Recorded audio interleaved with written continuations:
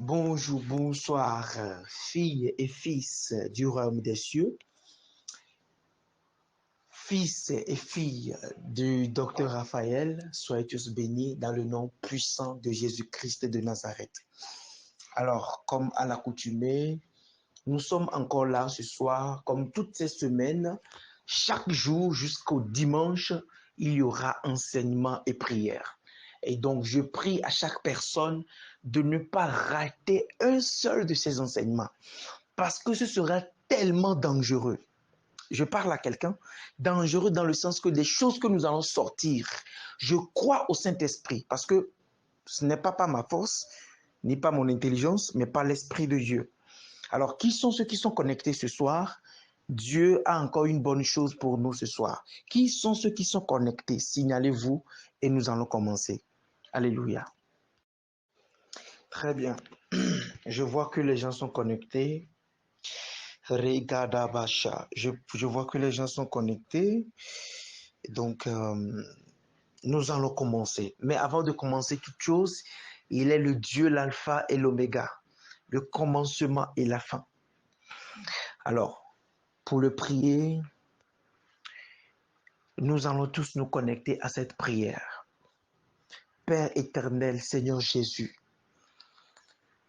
je te remercie pour la vie de chaque personne ici présente. Je te remercie pour la vie de chaque personne qui est connectée de partout dans le monde. Ce soir, nous sommes dans une semaine très fatidique, une semaine tant attendue, une semaine où l'atmosphère est saturée dans le monde spirituel. Mais toi qui es le docteur des docteurs, toi qui es le professeur des professeurs, nous venons vers toi ce soir afin que tu puisses nous parler. Depuis la nuit des temps, ce sont des personnes que tu utilises. Et ce soir, tu as encore vu la moindre de ta coupe que tu veux utiliser, Père. Je me mets à genoux devant ta sainte face. Fais de moi ce que tu veux ce soir. Passe par nous et parle à ton peuple. Lorsque la parole va sortir ce soir, que cela touche les cœurs, que cela transforme les vies, que cela ouvre les esprits à ceux qui sont bornés spirituellement. Seigneur Jésus, merci parce que tu l'as fait dans le nom de Jésus. Amen. Alléluia. Quelqu'un dit Amen. Alléluia. Quelqu'un dit Alléluia. Amen. Soyez bénis. Alors, les amis, comme vous le savez tous, et j'aimerais rappeler une chose, que nous sommes à l'ère du vaisseau. À l'ère du vaisseau, la connaissance n'est plus cachée. Et partout dans le monde aujourd'hui, quand on tend vers la fin de l'année, vous allez remarquer que aussi longtemps qu'on progresse, les gens s'intéressent plus aux choses spirituelles. Vous allez voir des jeunes filles, des jeunes garçons, ok, qui sont à la recherche de la connaissance. La Bible même l'a dit dans Joël 2, 28, que je répandrai de mon esprit sur toute chair. Vos fils et vos filles prophétiseront. C'est une prophétie. Vous allez voir que vous allez voir que des jeunes, il y a un réveil dans les nations. Je parle à quelqu'un et à chaque fin d'année, chaque personne s'intéresse plus aux choses qui se passent dans le monde spirituel. Aujourd'hui, qui est le premier jour, comme je vous l'avais dit, pendant ces 7 jours d'aujourd'hui, à partir d'aujourd'hui, lundi jusqu'au dimanche, nous aurons des enseignements et prières. Et le jeudi 21, vendredi 22 et samedi 23, d'accord, nous aurons un direct, notre premier direct sur la plateforme YouTube. Amen. Et nous allons parler de beaucoup de choses. Mais pour ce premier jour, en guise d'introduction, qu'est-ce que nous allons voir aujourd'hui? Aujourd'hui, je vais parler du bilan, d'accord, du bilan annuel, et je vais également aborder comment préparer ou bien comment l'année se prépare dans le monde spirituel. C'est ce que je vais essayer de vous expliquer ce soir. Et vous allez comprendre. Et vous allez voir que le monde spirituel n'est pas ce que vous voyez. Quand on s'approche de cette fin d'année-là, il y a beaucoup de choses qui se passent. Et demain, je vais parler de la fête de Noël. Je te promets ce que je vais te dire. Je suis sûr que peut-être que tu ne l'as jamais entendu. Demain, je vais descendre en eau profonde, à ce qu'on appelle Noël. Je vais vous expliquer, je serai bref, mais très précis, et je vais choquer les gens. Les gars, il est temps qu'il y ait un réveil hautement spirituel. Il est temps que l'esprit doctoral, hein, que le ciel a, descende sur la terre afin d'éclairer les hommes. Quelqu'un dit, avance docteur, je vais avancer ce soir. Alors, je vais parler du bilan. Vous devez comprendre que premièrement, le calendrier que nous utilisons est un calendrier qu'on appelle le calendrier grégorien. Et pour dire la vérité, ce n'est pas un bon calendrier. Parce que ce calendrier nous fait comprendre, nous fait faire des choses que nous ignorons. Ce calendrier grégorien est un calendrier, est un calendrier mystique. C'est un calendrier diabolique. Je vous dis, est-ce que je peux choquer les gens ici? Les gars, je ne suis pas là pour jouer au folklore. Je suis un docteur, je suis mandaté pour dire les choses, pour révéler les choses. Je parle à quelqu'un. Le calendrier grégorien que nous utilisons est une arnaque. C'est de l'escroquerie spirituelle. Mais on va faire comment? On fait avec. Est-ce que je peux avancer? Donc, comme dans toute entreprise, à la fin de chaque année, on fait un grand effort pour descendre le bilan. Et pour vous choquer, bon, pas vous choquer, mais vous savez que l'exercice d'une année ou bien d'une entreprise, autant pour moi, n'est pas forcément fonction de la fin d'année. Une entreprise qui a pris fonction peut-être en avril, il faut encore l'avril du mois prochain pour que cela fasse 1 an pour cette entreprise-là. Une entreprise qui a pris fonction au mois de juin, on ne peut pas arriver en décembre 2023 et puis l'entreprise va dire qu'elle a déjà fait 1 an d'exercice. Non, ça ne se fait pas comme ça. Je parle à quelqu'un. Donc, à la fin de chaque année, il y a ce qu'on appelle l'inventaire. D'accord? On fait l'inventaire, on fait le bilan pour voir qu'est-ce qui a marché, qu'est-ce qui n'a pas marché. Je parle à quelqu'un. Et donc, sur le plan spirituel, les esprits doivent rendre compte. À la fin de chaque année, bon, ça, vous allez voir ça, nous allons voir ça tout de suite dans ce qu'on appelle comment l'année se prépare de façon spirituelle. Je vais expliquer ça, d'accord? Et demain, je vais parler de la sacralité, de la sacralité mystique de Noël. Demain sera fort. Demain, quand je finis de prêcher, tu iras te jeter dans un puits pour dire celui-là, je ne vais plus le suivre. Ce serait fort. Je parle à quelqu'un. Je vais donner le nom des esprits demain. Donc, comme chaque année, on fait des bilans pour voir qu'est-ce qui a marché, qu'est-ce qui n'a pas marché. Donc, étant donné que nous sommes chrétiens et que nous marchons selon le calendrier grégorien, il faut que nous débutons l'année physiquement dans le mois de 1er janvier. C'est ce que nous faisons généralement. Je ne parle pas, je ne monte pas dans la dimension esprit de la chose, hein. Je le dis de façon ordinaire. Donc, selon le calendrier grégorien, le 1er janvier, nous avons débuté l'année et nous finissons l'année le 31 décembre. C'est ça, non? Maintenant,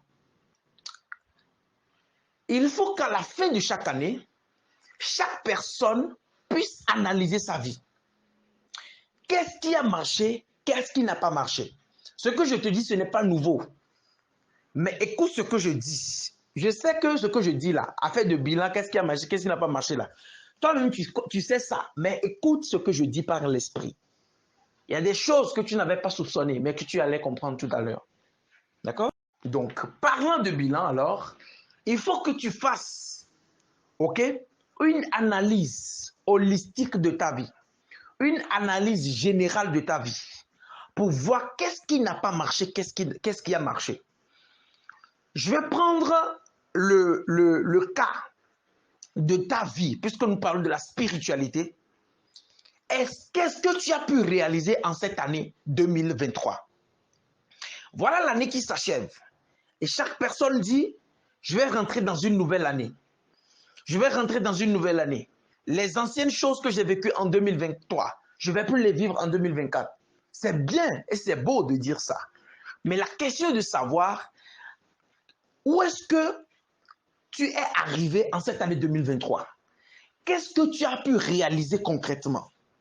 Sur le plan spirituel, est-ce que la vie de débauche que tu menais, est-ce que tu as pu changer ta vie? Est-ce que tu as pu gagner une âme pour le royaume des cieux? Moi, je ne vais pas te demander de me faire le bilan des maisons que tu as achetées. Mais en tant qu'un homme de Dieu, je vais te poser la question, en cette année, quelle dimension tu as pu franchir en cette année 2023? Où est-ce que tu es arrivé en spiritualité en cette année 2023?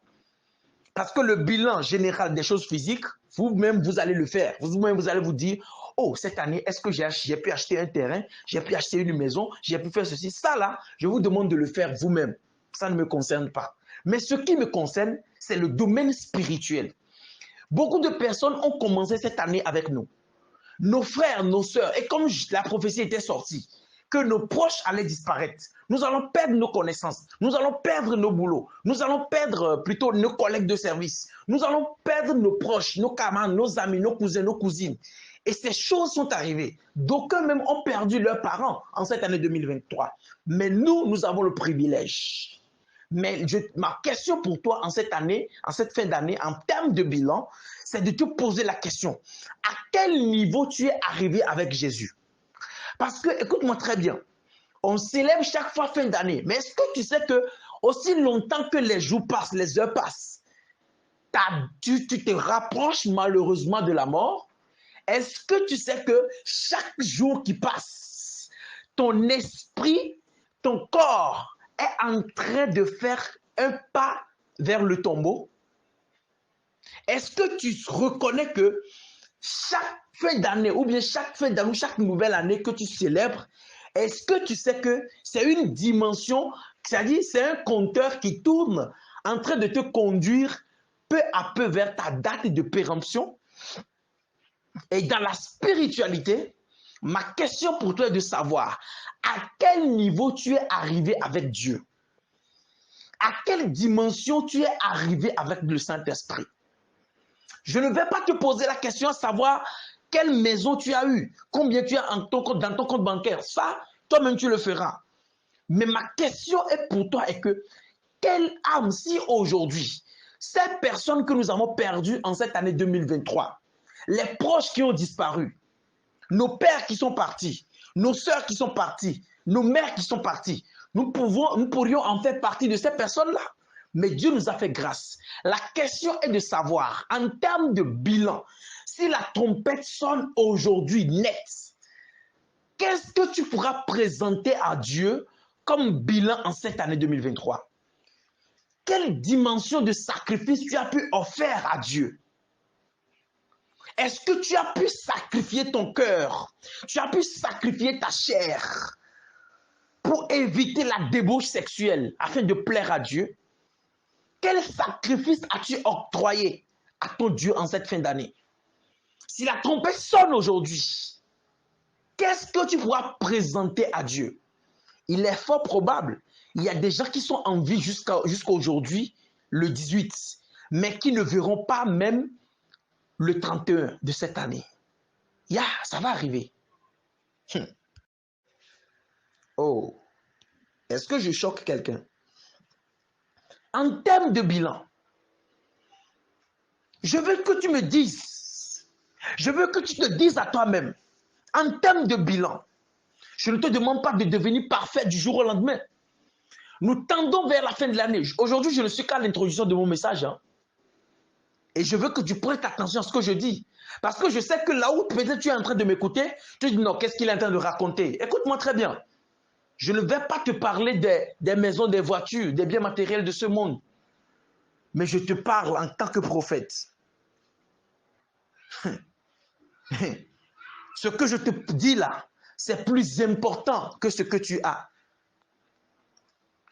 Alors, si la trompette sonne aujourd'hui, je vous dis, les prophéties, les miracles, les guérisons, les délivrances sont des choses qui accompagnent l'homme tant qu'il vit.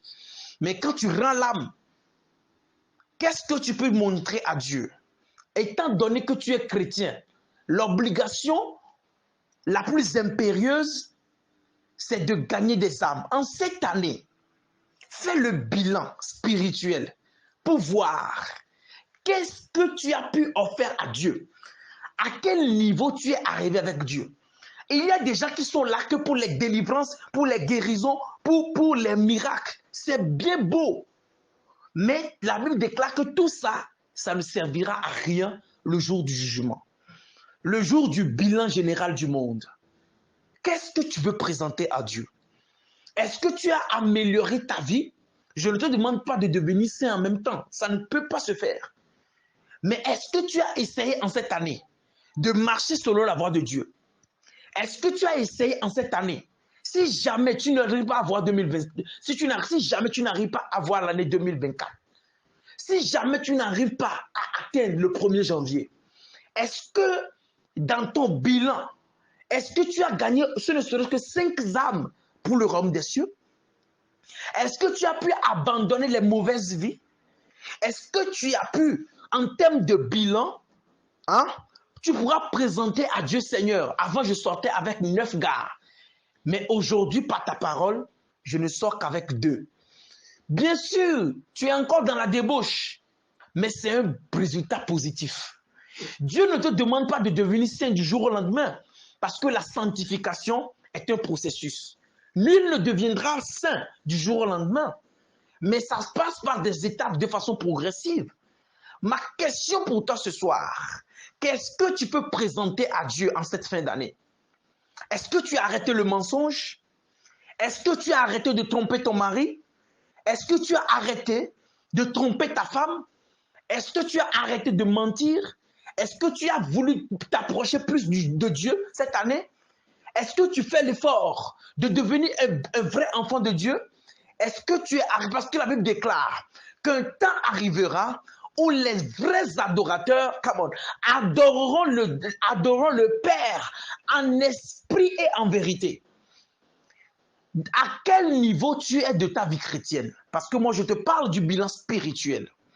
Est-ce que tu as gagné quelques âmes pour Dieu? Est-ce que tu as cherché la face de Dieu cette année? J'ai dit, je vais vous apprendre comment posséder l'année 2024. Des choses qu'il ne faut pas faire en cette année 2024. Et c'est le thème que nous allons développer le mercredi. Comment posséder l'année 2024 avant le jeûne et prière. Des choses qui ne... Il y a des gens. Est-ce qu'en cette année, en termes de bilan spirituel, combien de fois tu as raté l'église?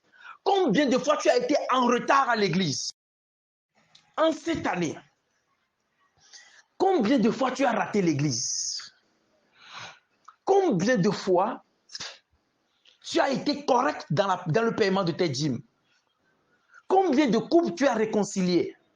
En termes de bilan, j'ai fait des enseignements cette année où j'ai appris aux gens que chaque personne a dans son esprit des dons spirituels, les capacités spirituelles que Dieu t'a données, le ministère que Dieu t'a donné. Pas forcément d'être pasteur.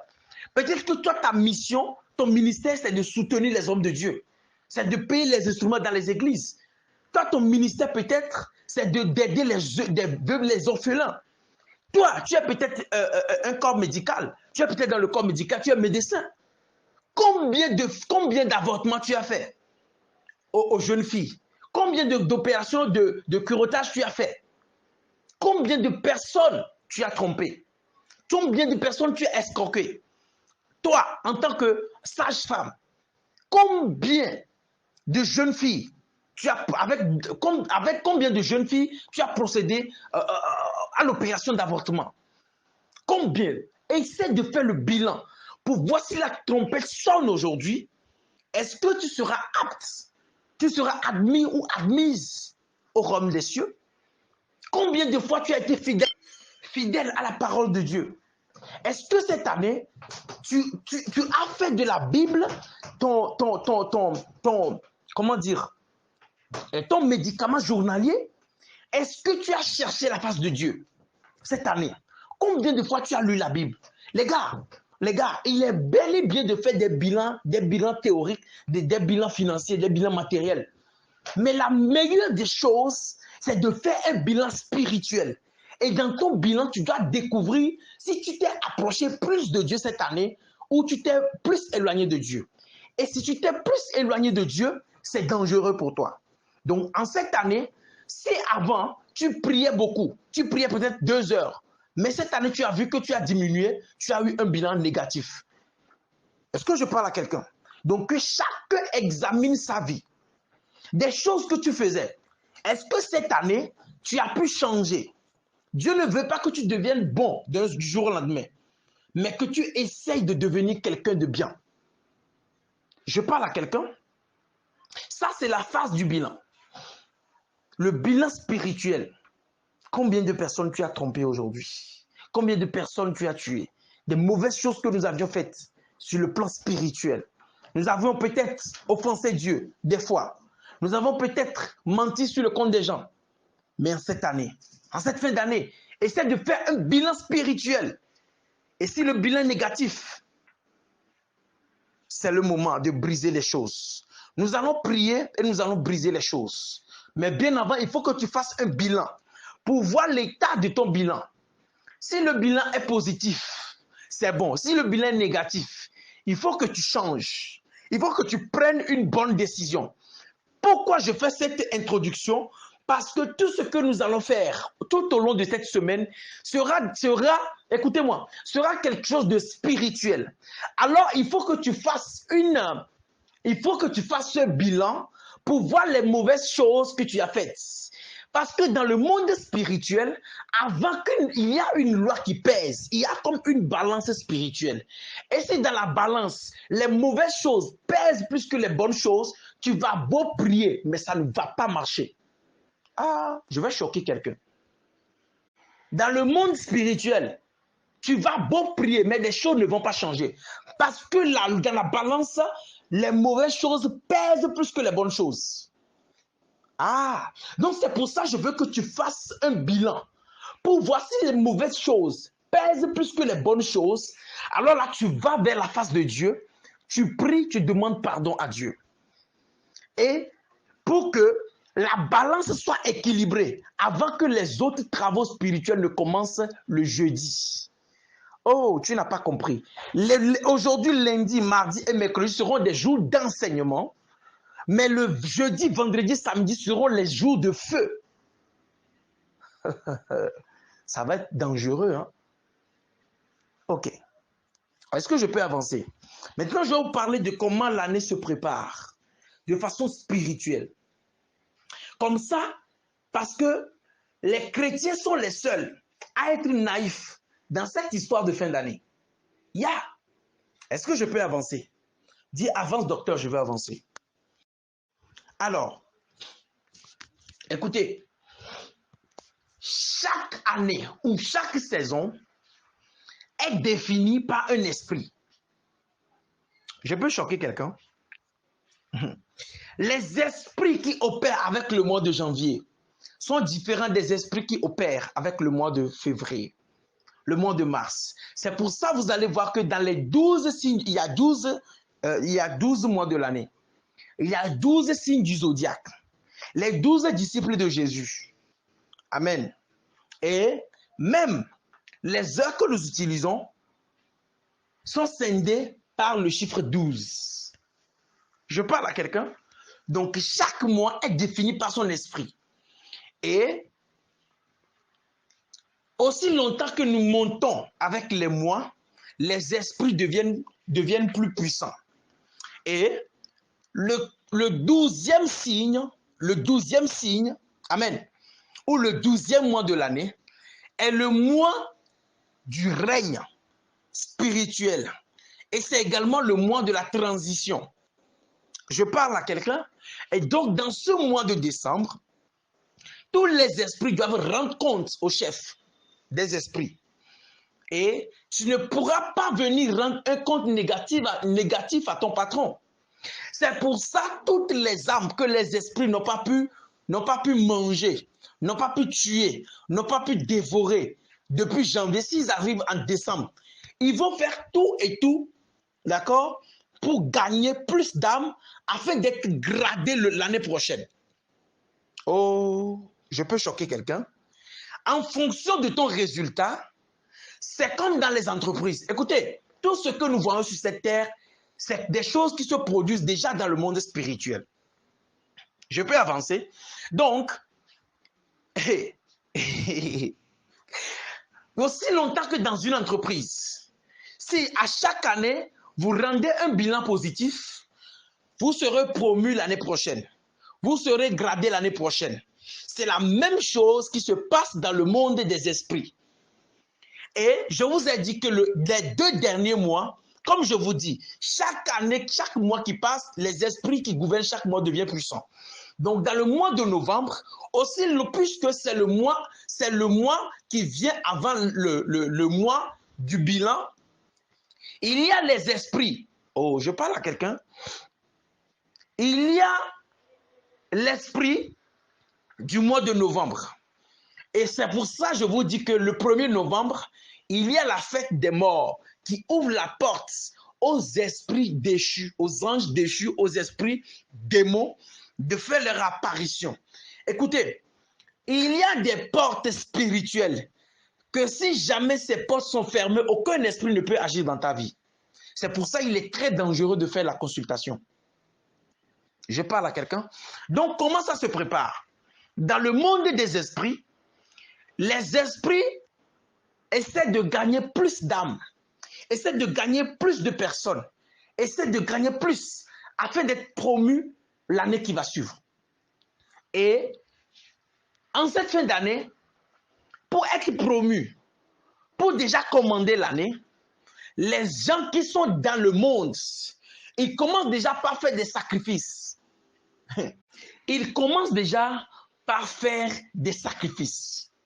Ils tuent des animaux, ils font des mauvaises choses, ils font déjà des sacrifices.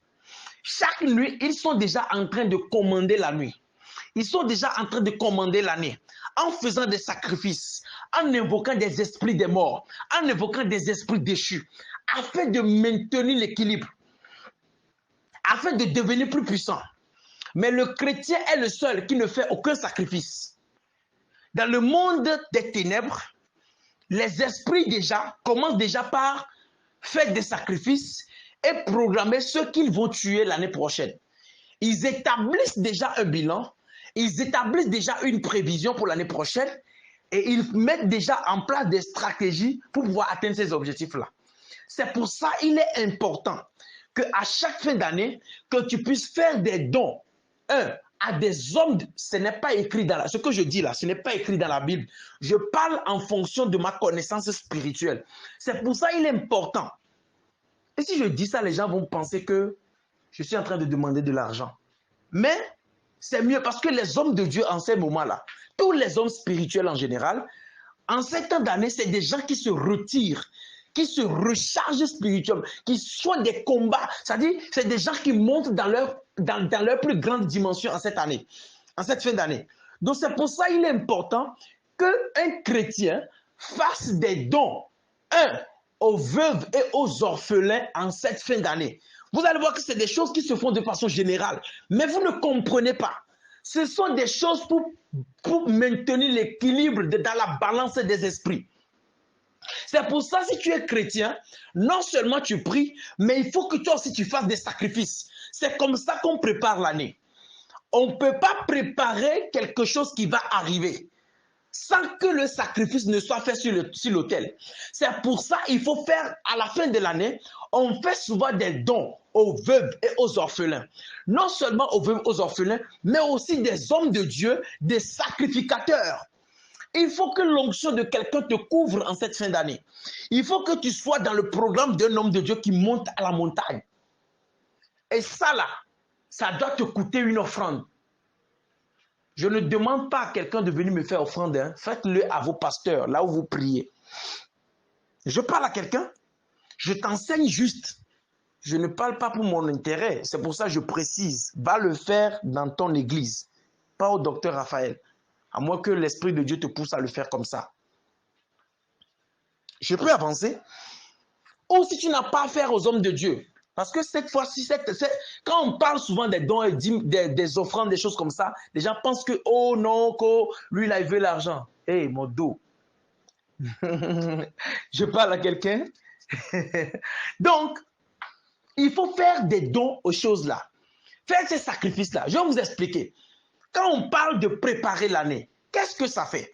Quand des personnes s'en vont faire des sacrifices au bord des rivières, quelqu'un dit avec moi révélation, parce que je vais révéler quelque chose ici. Vous savez quoi? Quand les gens s'en vont faire des sacrifices au bord des rivières, des gens s'en vont faire des préparations, des sacrifices sur les idoles, sur les fétiches, dans des cimetières, etc. Vous savez pourquoi? Ils font ça pour peser plus dans la balance spirituelle et pour que les esprits parlent en leur faveur. Je reprends. Les gens font cela, font des sacrifices sur les animaux, afin que les esprits parlent en leur faveur. C'est pour ça, si tu es chrétien, il faut que tu fasses des dons en ces derniers temps aux veuves, aux orphelins, aux démunis. Pourquoi? Quand tu feras des dons à ces personnes-là, et que ces personnes vont dire que Dieu te bénisse, l'esprit de ces personnes-là seront contents et leurs esprits parleront en ta faveur. C'est autel contre autel. C'est pour ça que vous allez voir. J'ai expliqué ça une fois. Hein. Ceux qui sont dans le monde, ceux qui sont dans des féticheurs, ceux qui sont des occultistes, des sectaires, c'est des gens qui créent les orphelinats, c'est des gens qui créent les écoles gratuites, c'est des gens qui aident qui font comment dire, des œuvres sociales. C'est des gens qui s'occupent des veuves, des orphelins, des orphelinats. Et vous allez voir que ces gens-là ne meurent pas vite. Bien qu'ils fassent de mauvaises choses, mais ils ne meurent pas tôt. Pourquoi? Parce que dans la balance spirituelle, c'est des gens qui font beaucoup de mal. Ils tuent les gens. Ils tuent les bébés. Ils tuent les femmes enceintes.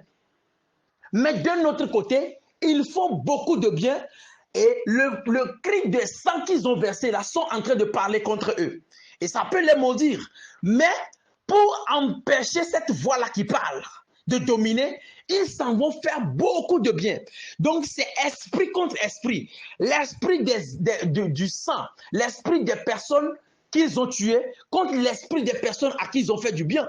Les gars, le monde là est trop mystique. Donc, quand ils font trop de mal et trop de bien, parce que dans la balance, la voix des personnes qu'il a tuées, ces voix-là sont en train de parler contre lui. Et les voix de ceux à qui il a fait aussi du bien parlent contre lui. Si les gens à qui il a fait du bien, ces voix-là portent plus que ceux à qui il a fait du mal, ça veut dire que dans la balance, le bien pèse plus que le mal. Alors il va vivre. La justice divine, la justice spirituelle est tranchée. C'est pour ça que vous allez voir des gens qui font de mauvaises choses, mais ils vivent longtemps.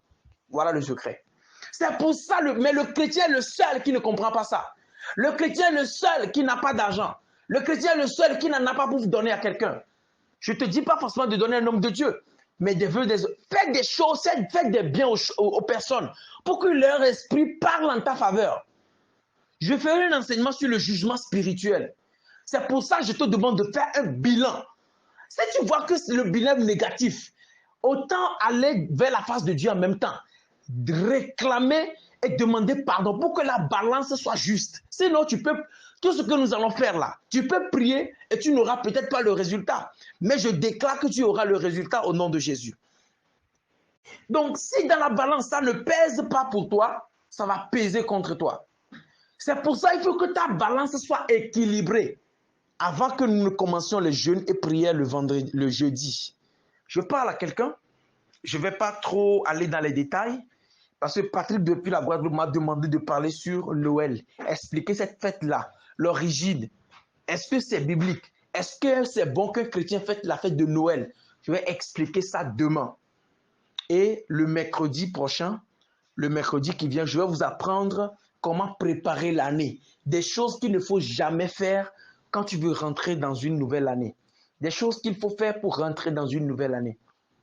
Donc sur ce, je m'arrête ce soir et que Dieu bénisse chacun d'entre vous.